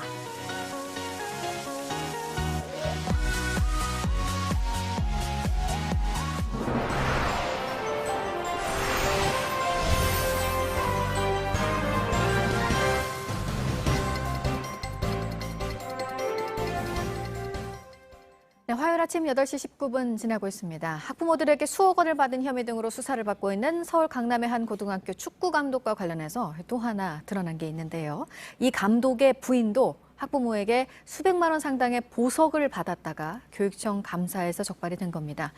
이 부인은 자신의 언니가 하는 점집에 학부모들을 데려가서 굿을 비용으로 수천만 원을 내게 한 것으로도 파악이 됐습니다. 최수연 기자입니다. 지난 2008년 서울시 교육청이 강남 A고교 축구부를 감사한 결과입니다. 감독 부인 B씨가 목걸이를 차고 있으면 학생이 빛이 난다며 학부모에게 금목걸이와 보석 반지를 요구했다고 돼 있습니다. B씨는 당시 260여만 원가량의 보석을 받은 걸로 파악됐습니다. B씨는 점집에 학부모를 데려가 수천만 원짜리 굿을 시켰다는 지적도 받았습니다. 감사 보고서엔 한 달에 3번, 모두 1,400여만 원을 굿 비용으로 거뒀다고 돼 있습니다. 교육청은 해당 무속인이 부인의 언니로 확인됐다고 밝혔습니다. 또 앞서 JTBC가 보도한 정 감독의 비리에 대해선 이전에도 여러 차례 감사가 있던 걸로 나타났습니다. 부인의 비리가 함께 드러난 2008년 감사와 지난해 A고교의 자체 감사, 서울시 교육청 감사까지 모두 3번이나 조사를 한 겁니다.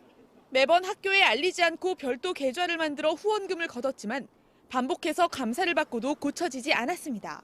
감독 혹은 코치가 거의 일방적인 전권을 휘두르기 때문에 일방적인 갑질, 또 일반적인 전권의 행사 이런 것들이 가능하다고 봅니다. 정 감독은 이에 대해 감사에 문제가 있었으면 어떻게 감독을 계속했겠느냐며 모든 혐의를 부인했습니다. 또 부인에 대한 감사 결과에 대해선 10년도 더 된 일이라며 역시 의혹을 부인했습니다. JTBC 최수연입니다. 5.18 광주 민주화운동 당시 찍힌 한 사진 속 인물을 찾아 나서는 영화가 나왔습니다. 북한 특수군으로 지목돼 논란이 있었던 인물입니다. 광주 시민들의 고백을 통한 새로운 진실을 영화는 말하고 있습니다. 권근영 기자가 전합니다. 그런데 이거는 틀림없이 북한군이다. 광주에 왔던 북한 사람을 통틀어서 광수다. 북한 특수군으로 몰린 한 남자. 그러나 이름은 물론이고 살았는지 죽었는지도 모릅니다. 영화는 김군이라 불렸던 이 사람을 찾아 나서는 것으로 시작합니다. 목숨은 꼭 살아있어서 만나야 되지 않겠는데 꼭 우리 집에 찾아와서 그래도 한 번도 못 하겠죠. 벌써 39년이 흘렀고 어렴풋한 기억만 남았습니다. 이름은 모르지만 김씨성을 쓰고 당시 갓 20을 넘겼다는 것. 다리 밑에서 살던 넝마주의였다는 증언도 있었습니다. 4년간 숱하게 내민 사진 한 장. 김군을 찾는 과정에선 가슴 아픈 이야기도 흘러나왔습니다. 당시 계엄군에 체포돼 자기 앞에서 사살된 사람이 김군인 것 같다는 목격담입니다. 텐마에서 이렇게 먼저 팔을 내디뎠으면 제가 먼저 죽었을 텐데 그 생각만 이제 저는 수십 년 동안 하고 산 거예요. 영화는 사진 속 김군이 누군지 그 단서를 찾아가는 과정에서 우리가 몰랐던 또 잊고 있었던 5.18의 기억에 다가갔다고 말합니다.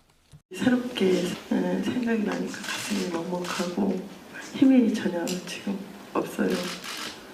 가슴이 너무 답답해서. 1980년 광주의 아픈 기억들. 받아들이진 않더라도 왜곡은 말아달라. 그때 살아남은 또 다른 김군들의 부탁입니다. JTBC 권근영입니다. 프로축구 K리그 상주 상무의 김진혁이 4월의 선수로 선정됐습니다.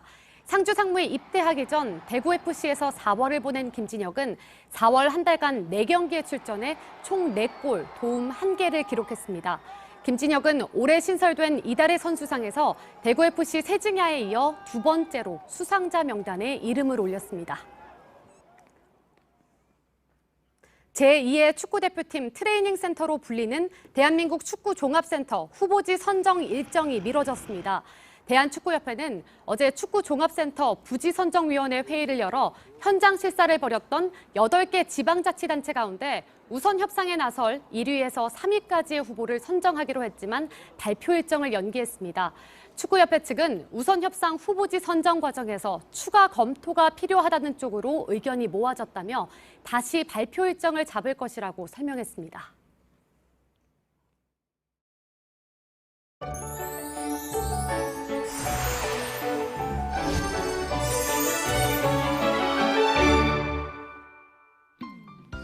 오늘도 덥고 건조한 날씨가 이어지겠습니다. 대체로 평년 기온을 웃도는 가운데 일교차가 10도에서 20도가량 크게 벌어집니다. 옷차림에 더욱 유의하셔야겠습니다. 곳곳 미세먼지 농도가 높은데요. 일부 지역은 황사가 유입될 가능성도 있겠습니다. 오후 한때 영남 지방에는 요란한 소나기가 쏟아지겠고요.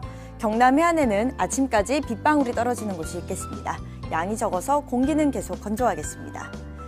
오늘 낮 기온은 서울이 26도, 전주와 대구 27도, 청주와 대전, 광주가 28도까지 오르겠습니다. 북한은 평양과 개성이 25도, 함흥이 23도로 우리나라보다 조금 낮겠습니다. 기온은 더 오르겠습니다. 금요일에는 서울의 최고 기온이 30도까지 치솟겠습니다. 기상정보였습니다. 아침엔 뉴스워치, 오늘 하루 관심을 가지고 지켜봐야 할, 기억해야 할 뉴스 끝으로 정리해드립니다. 러시아와 중국 외교장관이 현지 시간 13일 러시아 소치에서 한반도 문제에 적극적으로 참여하겠다는 뜻을 밝혔습니다. 현재 북한과 미국, 남과 북이 중심이 된 비핵화 협상에 자신들도 함께 나서겠다는 겁니다. 라브로프 러시아 외무장관은 러시아와 중국, 미국이 한반도 정세 안정화를 위해 3자 대화에 나서야 한다고 주장했습니다. 왕이 중국 외교부장도 하노이 북미 회담 이후 불확실한 요소가 증가하고 있다며 러시아와 공조를 계속하기로 합의했다고 전했습니다. 버스 노조가 파업 날짜를 내일로 예고한 가운데 노사 간 합의가 이뤄진 대구를 제외하고 전국 곳곳에서 오늘 밤까지 협상이 이어질 것으로 보입니다. 정부의 버스업계 지원책을 확정할 당정회의는 지자체와의 의견으로 연기가 됐습니다. 파업이 현실화될 경우에 대비해서 오늘 정부는 비상수송 대책 등을 구체적으로 논의할 예정입니다. 중국이 미국의 관세 인상에 맞서 다음 달부터 600억 달러 상당의 미국산 제품에 보복 관세를 부과하기로 했습니다. 도널드 트럼프 미국 대통령이 보복하지 말라고 중국에 경고한 직후에 나온 조치입니다. 미중 무역 전쟁이 한치의 양보도 없는 대결로 치달으면서 세계 경제에 대한 우려가 커지고 있습니다. 북한에 대한 식량 지원과 관련해 정부가 각계각층의 의견을 듣습니다. 오늘 통일부가 관련 간담회를 여는데 앞서 문재인 대통령은 북한의 무력 시위가 있었기 때문에 대북 식량 지원에 대한 국민들의 공감과 지지가 필요하다고 밝힌 바 있습니다. 오늘 전해드릴 소식은 여기까지입니다. 이상으로 JTBC 뉴스 아침엔 화요일 순서 모두 마치겠습니다. 건강한 하루 보내시기 바랍니다. 고맙습니다.